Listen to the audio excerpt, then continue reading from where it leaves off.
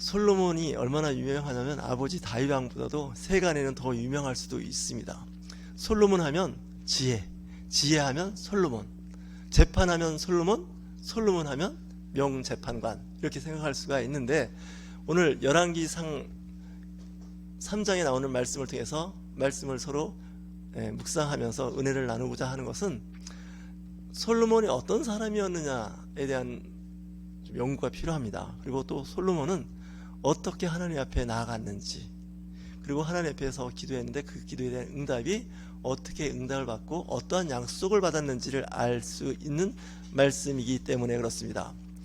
열왕기상 3장에서 시작하는 것은 솔로몬이 장가를 갔습니다. 왕이 됐으니까 장가를 가는데 이방 여인을 취하는데 이집트와 화친을 맺고 그 화친의 결과로 이집트의 공주를 왕비로 삼게 되는데, 그때 솔로몬에게는 솔로몬 성전도 없었고 하나님의 성전도 지어지기 전입니다.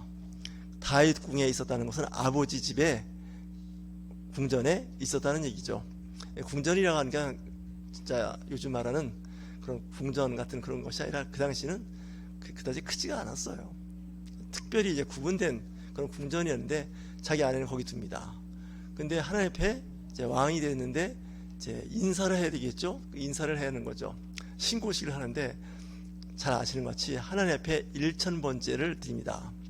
그러니까 살아있는 동물 1000마리입니다. 1000마리를 이제 제사를 드려야 되는데, 그 당시 성전이 없으니까 성전에서 드릴 수는 없고 산당이 있었습니다. 요즘에 말하면 산 위에 그 제단이 있었다는 거죠. 그 제단이 여기저기 좀 있었습니다. 그러다 보니까 이 산당을 찾기가 이제 어렵진 않았을 것 같습니다. 그 중에 가장 큰 산당이 어디 있었냐면 기브온에 있었습니다. 기브온 산에 있는 그 상당히 제일 컸는데 1000번째를 드리려면 그 정도의 공간이 있어야겠죠. 그 정도 크기의 산이 필요했을 겁니다. 거기서 1000번째를 드립니다. 우리가 보통 1000번째니까 하루에 한 번씩 해서 1000일, 2년이 넘는 기간을 1000번째로 생각하는데, 솔로몬의 1000번째는 한 하루에 드린 겁니다. 하루에 한 번에 드린 거니까 그때 그 일이 얼마나 컸는지, 얼마나 많은 사람들이 동원되고 거기에 사람들이 관여했는지 알 수가 있습니다. 자, 하나님 앞에 이제 그 번제를 드렸다는 거예요. 1000번제. 이건 엄청난 양입니다. 그리고 번제는 온전히 하나님께 내 몸과 마음과 삶을 다 드리는 것과 똑같은 거죠. 그런 상태를 이제 했는데, 기브온에서 밤에 이제 그 솔로몬의 꿈에 나타난 겁니다. 환상이 아닙니다. 꿈에 나타나서 꿈을 꿨는데, 꿈 가운데 여호와께서 솔로몬의 이제 그 꿈속에서 출현을 하셨는데, 내가 네게 무엇을 주겠느냐, 주었으면 좋겠느냐, 이렇게 이제 소원을 묻는 거죠. 쉽게 얘기하면 그겁니다. 내 소원이 무엇이냐. 하나님 앞에 번제를 드렸다, 하나님 앞에 예배를 드린다, 이건요 하나님의 소원을 묻는 것이고 원하는 것일 수가 있습니다. 그래서 예배를 잘 드려야 되는 거예요. 예배에서 실패하면요 하나님과 소통이 안 된다고 생각하는 시대입니다. 그러니까 사람들은 이제 하나님 앞에 나와서 제사를 드리는 거죠. 제사 드릴 때 어떻게 해요? 제물이 있어야 되는 겁니다. 살아있는 동물, 흠없는 깨끗한 동물을 하나님 앞에 드리는 거죠. 번제가 그렇지 않습니까? 여러분은 쌀이나 밀가루나 주나 옥수수 갖고 번제 안 됩니다. 번제는 동물이어야 됩니다. 소제는 공유가 되는 거지만 번제를 드렸다는 거예요. 그러니까 하나님 앞에 1000번제를 드린다는 건요 왕도 만만치 않은 돈이 들어가는 겁니다. 엄청난 큰 비용과 정말 거기에 관련된 노력이 얼마나 많이 들어가는지 알 수가 없습니다. 준비를 해야 되지 않습니까? 1000번제 드린다고 오늘 갑자기 1000번제 아닙니다. 1000번제를 드리기 위해서 흠없고 깨끗한 동물을 1000마리를, 소가 됐을지 염소가 됐을지 양이 됐을지 알 수 없지만 1000마리를 구해야 되는 거예요. 그리고 또 제사법이 있어서 그냥 아무렇게나 드린 게 아니에요. 원칙이 있어요. 그 원칙을 잘 지켜야 돼요. 그러니까 오래전부터 준비되어 있던 거예요. 사실은 시간을 두고 정성껏 준비를 했어요. 하나님께서 그 제물을 받으신 거예요. 1000번제라는 제물을 받으신 거예요. 번제니까. 번제는 온전히 다 하나님께 드리는 거잖아요. 화목제는요 하나님과 우리가 같이 공유하는 거예요. 근데 번제는 온전히 100% 하나님 앞에 다 드려지는 제사예요. 예배예요. 꿈에 나타났죠. 왕의 꿈에 나타나는 건 보통 일이 아니에요. 내가 원하는 것이 무엇이냐, 내가 바라는 것이 무엇이냐, 내가 무엇을 해줬으면 좋겠느냐, 이런 말씀을 하고 계신 겁니다. 그때 솔로몬이 하나님 앞에 하는 이야기를 잘 보십시오. 6절에 나옵니다.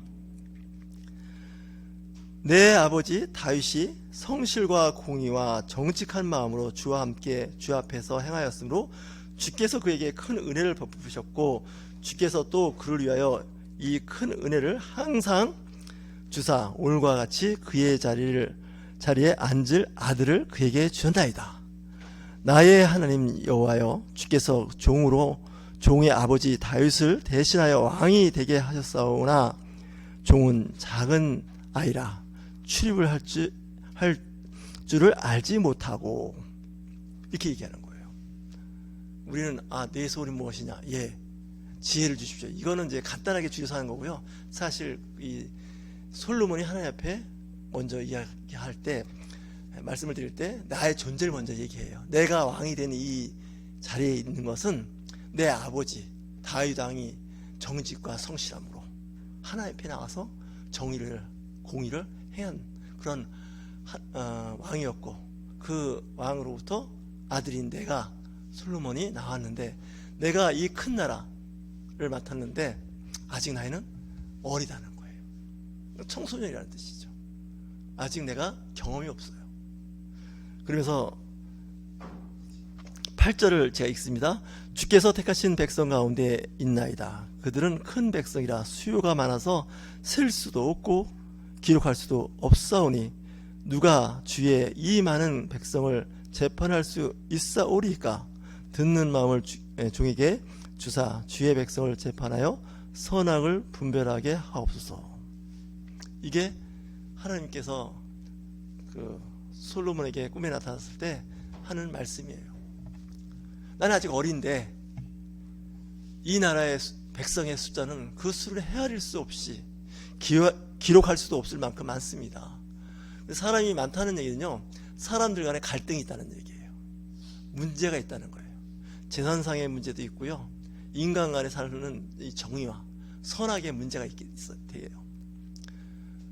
당연히 그렇겠죠. 그 사회가 이제 발전하고 인구수가 많아질수록 이 법의 조항이 많아지게 되어 있습니다. 법 조항이 많아진다는 얘기예요. 왜냐하면 자꾸 예외적인 일들이 벌어지기 때문에 거기 관련된 법들이 만들어지는 거죠. 요즘에는 사실 법이 좀 늦게 만들어지는 것 같아요. 입법부라고 있지 않습니까? 정부에도 법을 만드는 그 일이 좀 늦어요. 그러다 보니까 법이 만들어지기 전에 생긴 일들에 대해서 좀 재판하기가 쉽지가 않을 때가 있어요. 그리고 또 문제들이 보면 단순하지가 않아요. 복잡해요. 왕도 이거 어떻게 할지 모르겠는 거예요. 근데 왕은 권위가 있잖아요. 책임이 있잖아요. 근데 책임과 권위를 가지고 재판을 해야 되는데 이게 잘못되는 순간 왕은 권위가 없어져 버려요. 그렇지 않습니까? 책임자가 자꾸 실수하는 언행이나 하고 재판할 때 구분 재판을 자꾸 하면 사람들이 그걸 인정하려고 하지 않아요.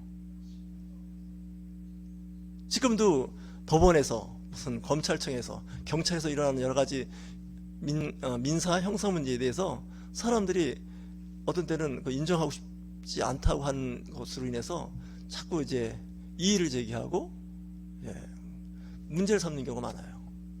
쉽지가 않아요. 그래도 법관이고 그쪽에 있는 법조인들이라면 우리나라에서 공부 제일 잘하는 최고의 엘리트들이에요.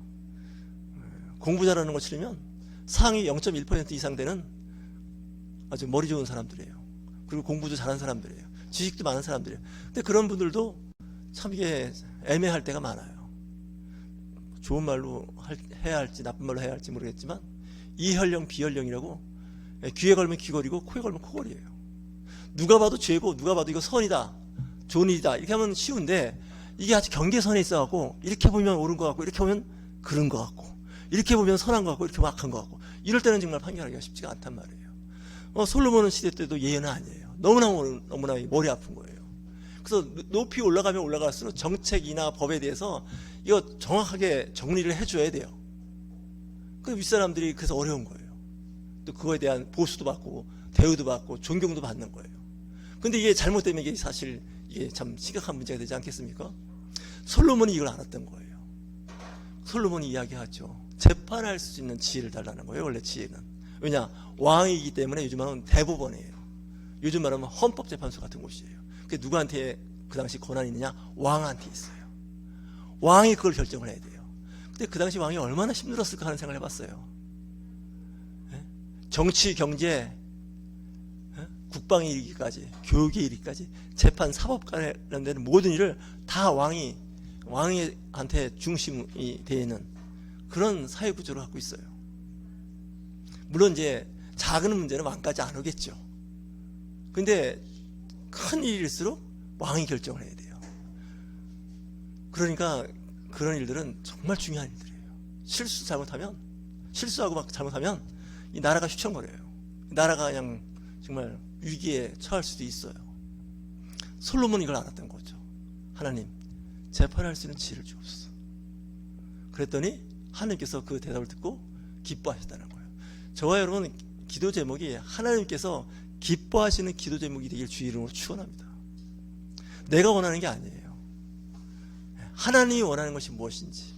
그렇게 되면 그 기도는 응답이 되는 거예요. 근데 하나님이 원하는 것과 내가 원하는 게 다르면요, 그것이 그냥 정말 힘들어요. 하나님도 힘들고 나도 힘들어요. 그렇지 않습니까? 막 떼쓰고 뭐 불의한 재판관 예화를 들으면서 막 그럴 수도 있겠지만, 이거 진짜 쉽지 않은 거예요. 그랬을 때 하나님께서 그 기도를 듣고서 기뻐하셨다는 거죠. 왕으로서의 자격이 있다는 거예요. 왕으로서. 하나님께서 꿈속에서 이렇게 말씀하시죠. 제가 왕이 됐으니까 오래오래 잘 통치할 수 있게끔 장수할 수 있도록 도와주세요. 인간적인 생각일 수밖에 없어요. 그런 소원도 있을 수 있죠. 1,000번째에 대한 대가예요. 또 하나는 뭘까요? 이제 주님께서 말씀을 하시죠. 야, 너 정말 대단하다는 거 아닙니까? 돈 많은 왕이 되게 해주세요. 통치하려면 돈이 있어야 되는데. 부국 강병 이렇게 얘기하지 않습니까? 나라가 부유하고 강한 군대를 갖고 있다. 이거 굉장히 중요한 거죠. 장수, 개인적인 거예요. 내가 오래 살아서 통치를 잘할 수 있게 해달라고. 또 왕으로서 가난한 왕들도 많잖아요. 그죠? 지금도 보면 전체적으로 보면 전 세계적으로 보면 돈 없는 왕, 돈 없는 대통령, 돈 없는 국가의 수상 많이 있어요. 전쟁을 하려고 해도 돈이 있어야 전쟁하는 거예요. 그죠? 무기 살려면 돈이 있어야 되잖아요. 용병을 구하려도 돈이 있어야 돼요. 자, 세 번째 뭘까요? 원수가 있어요. 나를 그냥 시간만 나면 그냥 힘들게 하고 괴롭히고, 심지어 내가 죽기를 바라고, 시간만 되면 기회만 되면 그냥 암살단을 조직해갖고 나를 죽이려고 하는 그런 적들이 있어요. 정치인들 하면 정적이라고 그러죠. 적대성을 갖고 있는 국가가 있을 수 있죠. 그들을 없애게 해달라고, 저주를 받아서 그냥 바로 죽게 해달라고, 망하게 해달라고 막 그럴 것 같지 않습니까? 근데 이 세 가지가 아니더라는 거예요. 솔로몬은 뭘 원하느냐? 지혜 있는 사람을, 지혜 있는 자가 지혜로서 이 나라를 통치할 수 있게 해달라는 거죠. 우리나라도 그런 대통령이 있었으면 좋겠어요. 정적을 없애려고 하는 것도 아니고, 부자를, 부유한 국가의 부유를, 그리고 내가 오래오래 통치자로서 장기 집권해야 될, 이게 아니에요. 이 나라에 수많은 재판, 난제들이 많아요. 숙제들이. 그걸 풀 수 있는 지혜를 달라는 거예요. 하나님께서 감동을 받은 거예요. 하나님께서 뭐라고 말씀하셨어요? 내가 내 말대로 하여 내게 지혜롭고 총명한 마음을 주노니 내 앞에도 너와 같은 자가 없거냐 내 뒤에도 너와 같은 자가 일어남이 없으리라. 전무후무하다는 거예요. 전에도 없었고 후에도 없었다는 거예요. 하나님이 얼마나 기뻐하셨을까요? 그 제목을 듣고, 기도 제목을 듣고 원하는 바 그가 바라는 것을 듣고 너무나 기뻐하신 거예요. 그래서 우리가 원하는 것 이상으로 덤을 주셨어요. 덤, 보너스를 주신 거예요. 네가 원하지 않은 것도 다 주겠다는 거예요. 호박이 덩굴채 굴러 들어온 거죠. 지혜뿐만 아니라 네가 원하는 그 네 원래 부를 원하죠. 대통령이나 왕들은 그거까지 다 주겠다는 거예요. 그래서 이 13절을 보세요. 내가 구하지 아니한 부귀와 영광도 내게 주노니 내 평생의 왕들 중에 너와 같은 자가 없을 것이다. 너 같은 시대에, 동시대에 왕들도 너와 같이 부와 영광을 누리는 사람이 없을 거라는 거예요. 정말 지혜로운 사람이죠. 지혜를 가지고 있으면 주식 투자, 부동산 투자하면 돈이 돼요. 왜? 지혜가 있으니까. 남다른 지혜가 있잖아요. 선견지명이 있잖아요. 언제 주식이 올라갈 건지, 언제 부동산이 올라갈 건지. 솔로몬은 이런 지혜를 갖고 있었어요. 전쟁도 하면 될 건지 안 해야 될 건지, 앞으로 나가야 될지 뒤로 물러서야 될지, 옆으로 피해야 할지, 이걸 아는 게 지혜잖아요. 아무 때나 막 들이민다고 되는 거 아니에요. 아무 일이나 열정을 갖고 나간다고 되는 게 아니에요. 방향성을 갖고 열정을 갖고 나가야지. 잘못된 길로 가서 해봐야 일만 더 크게 그르치는 거 아니겠습니까? 지혜로운 자의 은혜죠. 여러분들도 지혜를 구하기 바랍니다. 돈 구하지 마시고, 명예와 영광을 구하지 마시고 지혜를 구하면 그 지혜 가운데 그것들이 다 따라오게 돼 있어요. 그 당시 아프리카 이디오피아에 있던 그 시바 여왕이 지혜롭다는 소문 듣고서 찾아오잖아요. 찾아올 때 그냥 찾아왔겠어요? 왕비가 수많은 보물을, 돈을 갖고 온 거잖아요. 이웃나라 왕들이 우리나라에 이런 문제가 있는데 이거 어떻게 했으면 좋겠습니까? 하고 솔로몬한테 찾아왔을 때 솔로몬이 아주 명쾌하게 얘기해 주잖아요. 요즘 말하면 상담가예요. 상담가. 솔로몬은 정치적 상담가, 경제적인 상담, 사회적인, 정치적인 모든 걸 다 상담한 사람이에요. 컨설팅 비용이 비싸게 받았을 것 같아요. 솔로몬은. 왜? 그 얘기들을 하면 되니까. 그렇지 않습니까? 내가 돈이 1조 원이 있습니다. 이 1조 원에 어디 투자하면 좋겠습니까? 아, 그래요? 동쪽에 투자하십시오. 했더니 1조 원이 10조 원이 됐어요. 그럼 다른 사람이 또 왔어요. 그 사람 1조 원이 10조 원이 됐다는데, 당신은 서쪽에 투자하시오. 얼마 있어? 2조입니다. 그러면 2조에서 1조는 서쪽에 투자하시고 1조는 남쪽에 투자하시오. 시간이 지났더니 양쪽에서 또 10억, 20억이 된 거예요. 그렇게 되면 어떻게 될까요? 솔로몬 왕의 앞에 줄을 서게 돼 있습니다. 용한 사람 아닙니까? 돈이 들어오는 거예요. 컨설팅 수수료를 받지 않겠습니까? 커미션을 받지 않습니까? 저와 여러분 그런 은혜를 받으시길 주의로 축원합니다. 제가 주일날도 얘기했지만 성공신학, 번영신학, 기복신학 이렇게 사람들이 폄하하는데 기독교만큼 성공신학과 번영신학과 기복신학이 센 종교가 있으면 나와보라고 하십시오. 기독교가 최고입니다. 만군의 여호와 천지를 창조하신 하나님께서 이 땅의 최고의 부자인데 그분이 뜻하신 바 그 뜻을 못 이루겠습니까? 너희들이 받지 못하는 게 뭐냐? 구하지 않는다는 거잖아요. 예수님께서. 근데 그런 거 갖고서 자꾸 기복신앙이라고 하면 안 되죠. 그렇지 않습니까?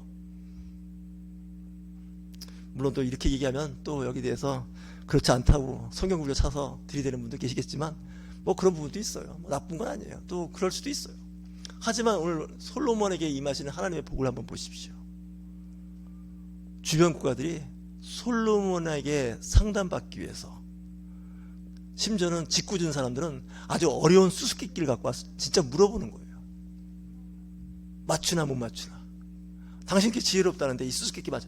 기가 막히면 푸는 거예요. 정말 대단한 거예요. 왜? 하나님의 영이 함께 하니까. 성경에 그런 사람 있죠? 다니엘 같은 사람들. 얼마나 지혜로워요. 꿈 해몽 다 하잖아요. 심지어 꿈 얘기해주지 않아도 무슨 꿈을 꿨는지도 얘기해주고 그 꿈에 대한 해몽까지 했던 사람이 아니에요. 느부갓네살 왕 앞에서, 바벨론 왕에서. 이게 하나님의 성령이 임하는 사람한테 임하는 놀라운 축복이에요. 뭐 다니엘은 솔로몬처럼 지혜 구하지도 않은 사람이에요. 다만 그는 왕이 먹는 고기와 술을 안 먹었어요. 이방신, 무당, 박수, 무속인한테 자기 몸을 더럽히지 않은 사람이에요. 깨끗한 사람이에요. 자기는 채소나 먹고 그냥 일반 음식 먹어도 얼굴이 일반 다른 사람들에 비해서 빛이 나는 거예요. 왜? 그 당시 최고의 술과 최고의 고기, 왕이 먹는 고기는 어때요? 다 그 당시 그 나라의 우상, 귀신들한테, 잡신들한테 드렸다가 나오는 걸 먹었거든요. 근데 다니엘은, 그의 세 친구는 안 먹습니다. 왜 안 먹냐? 내 영혼이 오염되는 거예요. 내 몸이 오염되는 거예요. 하나님께서 대신 뭘 주셨어요? 지혜를 주시는 거예요. 이 다니엘 같은 그런 사람은 재상이었어요. 지금 같으면 국무총리예요. 엄청난 큰 바벨론 제국의 국무총리예요. 근데 그 국무총리가 다른 나라에서 온 그 나라에 있는 재상 국무총리보다 지혜가 10배나 더 똑똑한 거예요. 모든 일에 탁월한 거예요. 이겨낼 사람이 없어요. 저 사람을, 그의 능력을. 여러분, 예수 잘 믿어보십시오. 하나님 마음에 드시면 구하지 않은 것까지 다 덤으로 주세요. 잘못 보이고 안 되니까 되는 일이 없는 거예요. 쉽게 얘기하면 되는 일이 없어요. 하는 일마다 일이 꼬이고, 하는 일마다 그냥 막 귀신들이 달라붙어 갖고 일을 이상하게 만들어 놓는 거예요. 먼저 내가 하나님 앞에 온전히 드려진 예배, 1000번째도 좋고 양 한 마리 1번째도 괜찮아요. 하나님이 기뻐하는 순수한 마음이 필요한 거죠. 세상과 구분되는 그런 삶이 중요한 거예요. 세상의 명예와 권력과 재산을 탐하다가 패망한 그리스도인이 한둘이 아니에요. 남들이 부러워했어요. 기독교인이라고, 그리스도인이니까 잘 나간다고. 근데 어느 날 꼬여서 나중에 감옥도 가고 파산하는 사람 많잖아요. 교회 높은 직분자들이. 이건 비참한 거예요. 근데 솔로몬은 자기가 하나님 앞에 온전히 됐어요. 근데 정말 중요한 말씀을 드리고 싶어요. 14절 말씀을 잘 명심해야 돼요. 하나님께서 복을 주실 때는 이 14절 말씀이 꼭 적용되는데, 우리 한번 같이 읽어볼까요? 열왕기상 3장 14절이에요. 이 복을 다 주셨는데 딱 조건부가 있어요. 에덴 동산에 꼭 선악과가 있잖아요. 생명나무가 있고 모든 실과의 열매를 다 먹되 요거는 조심하라고, 요거는 먹으면 안 된다고. 그게 14절 말씀이에요. 솔로몬에게 주신 경고예요. 우리 한번 같이 읽습니다. 내가 만일 내 아버지 다윗이 행한 것 같이 내 길로 행하며 내 법도와 명령을 지키면 내가 또 내 날을 길게 하리라. 이거예요. 지혜로워서 내 시대에, 같은 시대에 너와 같은 왕이 없을 거라는 거예요. 부귀와 영화를 누리는 게. 근데 만약에 그 과정 중에, 그걸 누리는 중에 요거 잘못하면 이제 망가진다는 거예요. 내 길을 행하며 법도를, 명령을 지키라는 거예요. 하나님의 말씀을 순종하여 잘 지키라는 거예요. 요거 잘 지키면 내 날이 장수할 거라는 거예요. 근데 솔로몬이 나중에 보면 장수하지는 못했어요. 70? 자기 아버지가 70 다윗 왕이 세상을 떠났는데 거의 그 나이에 세상을 떠나요. 솔로몬이 다 영화를 누렸지만 장수의 복은 누리지 못했어요. 왜? 그의 말년이 하나님의 법도와 규례를 지키지 않았어요. 사람은 부자 만들어주고 총명해서 잘 나가면 그게 잘 나가야 되는데 이게 잘 안 돼요. 마치 에덴 동산에 아담과 하와가 했던 일들을 이 솔로몬도 결국 범하게 되죠. 그래서 솔로몬이 죽은 후에 나라가 북과 남으로 나눠지게 됩니다. 저 여러분, 하나님께 복을 구할 때 분별력을 갖게 해달라고 기도하십시오. 이게 굉장히 중요한 거예요. 그리고 악한 길로 행하지 않게 해달라고, 잘못된 길로 들어서지 않게 해달라고, 세상의 유혹과 미혹에 넘어가지 않게 해달라고 기도하시면서 그 솔로몬의 지혜를 누리며 사는 저와 여러분이 되시길 주의 이름으로 축원합니다.